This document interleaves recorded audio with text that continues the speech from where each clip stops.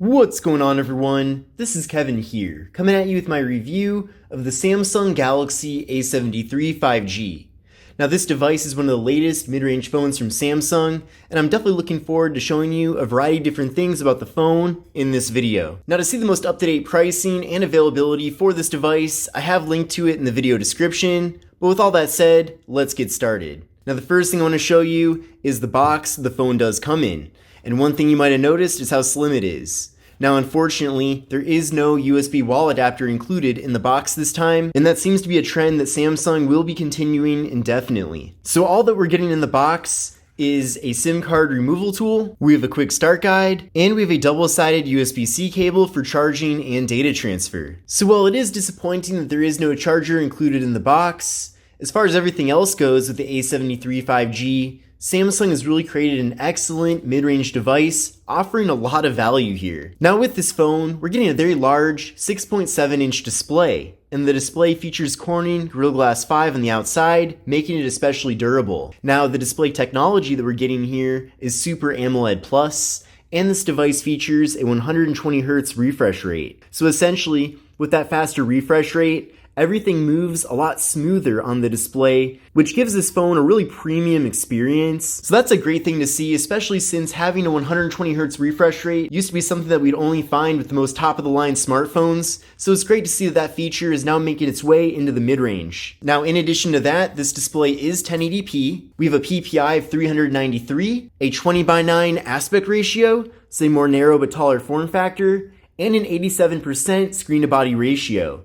So we have pretty small bezels all throughout. Now the bottom bezel is slightly thicker, but we do have a hole punch for the front-facing camera. So in general, I'm a big fan of this design and form factor of the phone. Now that front camera that we have is 32 megapixels, and stay tuned for later on in the video as I'll be showing you a variety of different photo and video samples from all the various cameras on this device. This phone is offered in two different storage configurations. You can get it in either 128 gigs or 256 gigabytes. And this device is compatible with microSD card expansion, so if you want to offload some photos and videos, for example, to free up some of the internal space, then you can do that, which is really good. Now, unfortunately, there is no wireless charging with this device. That definitely would have been a great feature to have, considering that it is something that I always use with pretty much any phone that has it, but unfortunately we don't have that here. Now this phone does have a very fast and responsive in-display fingerprint sensor, so it works really well. I'm definitely a big fan of this implementation. We'll try that out one more time. And in addition to having the in-display fingerprint sensor, this phone also supports Face Unlock. So I do appreciate that we have multiple methods for getting into the phone. Now taking a closer look at the rear camera setup of this device, we do have a quad camera setup. So there's a 108 megapixel main camera, a 12 megapixel ultra wide angle camera that can capture images at up to 123 degrees, a 5 megapixel depth sensing camera, and a 5 megapixel macro camera for close-up images. So we not only get portrait mode with the rear camera, but also with the front camera as well. And to make things even better, this phone also supports 4K video recording for the front and rear cameras as well. So in general, we're getting a lot of different camera features and abilities with this phone. Definitely don't expect things to be quite as good or feature-packed as some of their higher-end flagship devices, but at the same time, as a mid-range phone, I feel like we're getting a lot of value here. Now here's how things look on the camera app on the device. This is the main camera right now. Now keep in mind that even though it does feature a 108 megapixel camera, you actually do have to go up here and select that mode.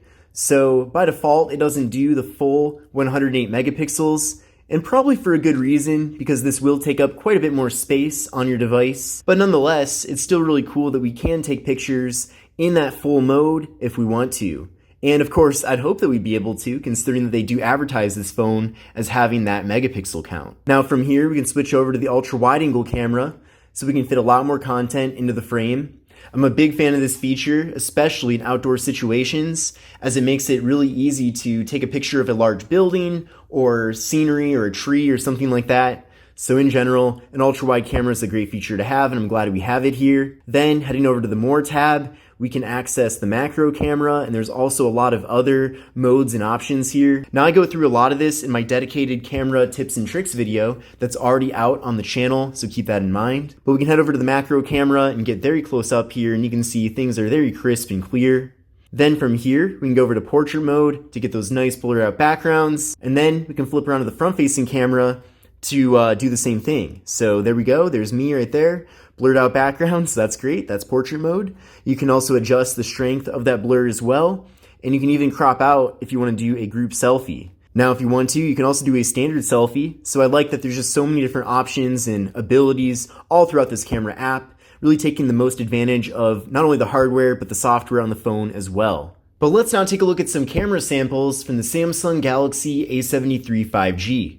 Now, for the most part, I'm going to let the quality speak for itself, but I've been very happy with the camera quality in general. Now, compared to an S-series device like the S22, S22 Plus, or S22 Ultra, you're not getting nearly the camera quality with this phone, but at the same time, the results from the various cameras on the device are still really good.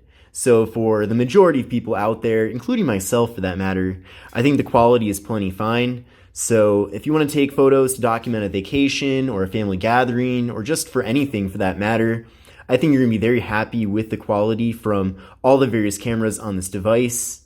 Whether it's the macro camera or the ultra wide angle camera, this phone can really produce some really good looking results.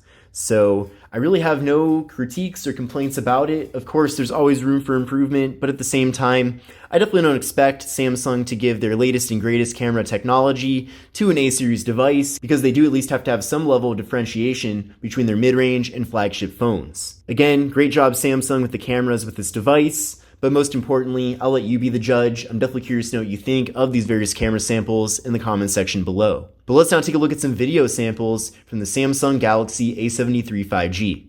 What's going on, everyone? This is Kevin here, coming at you with a 4K front-facing test video from the Samsung Galaxy A73 5G. I'm definitely curious to know what you think of both the video and audio quality. And here is a 4K test video using the main camera on the Samsung Galaxy A73 5G.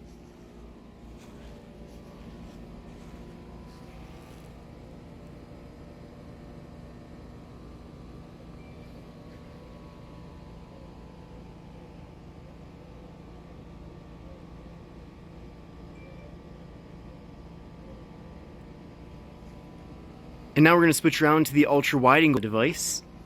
It is pretty nice that you can switch between these various cameras in video mode within one video clip.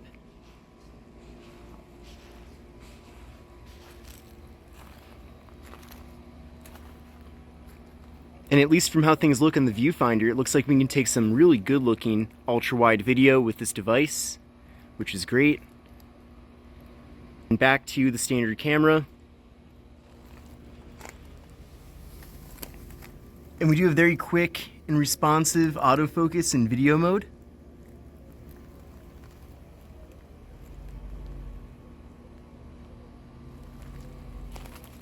Now moving on to RAM and processor. Now this device is offered in two different RAM configurations. You can get it in 8 or 6 gigabytes of RAM. It really depends on the region that you're in, but also I believe some regions do offer both. So keep that in mind.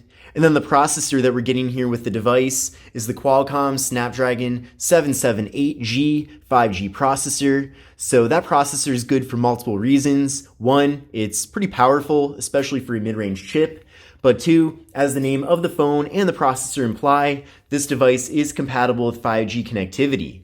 Now at this point in 2022, I don't think that 5G is completely essential, but at the same time, if you're buying a brand new phone, you might as well get a phone that will connect to your carrier's latest and greatest network. Now, as far as the power of this processor goes, I feel like from my experience, it's powerful enough to satisfy the needs of the majority of people out there. There's really just a small sector of smartphone users that are the more power users that probably would want something a bit more powerful. But for what it is and the fact that this is a mid-range device, I think it really does get the job done. Now, I did run a Geekbench 5 benchmark test with this phone, and here are the scores from that test right now. I got a single core score of 776 and a multi-core score of 2906. So what I recommend doing is running this test on your current phone and then compare your scores to these scores to get a better idea of whether or not the Galaxy A73 5G is going to be a performance upgrade for you. But it is possible you might be moving from something that is a bit more powerful in this device, so that is something worth keeping in mind there. Now, as I mentioned earlier on in the video, this phone does feature 25 watt fast charging and the battery capacity of this device is 5,000 milliamp hours. So we're getting a very large battery with the phone, so that's excellent. You're definitely going to get a day, if not 2 days of usage out of the device. And then based on whether you have one already or if you're planning on buying one, pairing this phone up with a 25 watt fast charger to get that full 25 watt fast charging definitely will let you recharge the battery at a pretty quick rate. Now, if you end up using this phone with a slower charger, I could definitely see some frustrations with the phone taking a long time to charge. But you can't really have things both ways. Considering this phone can recharge pretty quickly, that's of course awesome. And then of course it's great just to have a large battery in general. Now the software that we're getting here is Android 12, running Samsung's One UI 4.1. Now if you've used any Samsung device in the last several years, the software experience is going to be very familiar to you. Now of course Samsung continues to make improvements every year and with every new version of Android. But in many ways, they do also keep things consistent, so they don't have to keep relearning how to use your device every time you get a new one. And to make things even better, Samsung has recently pledged to give this device up to 4 years of major Android software updates,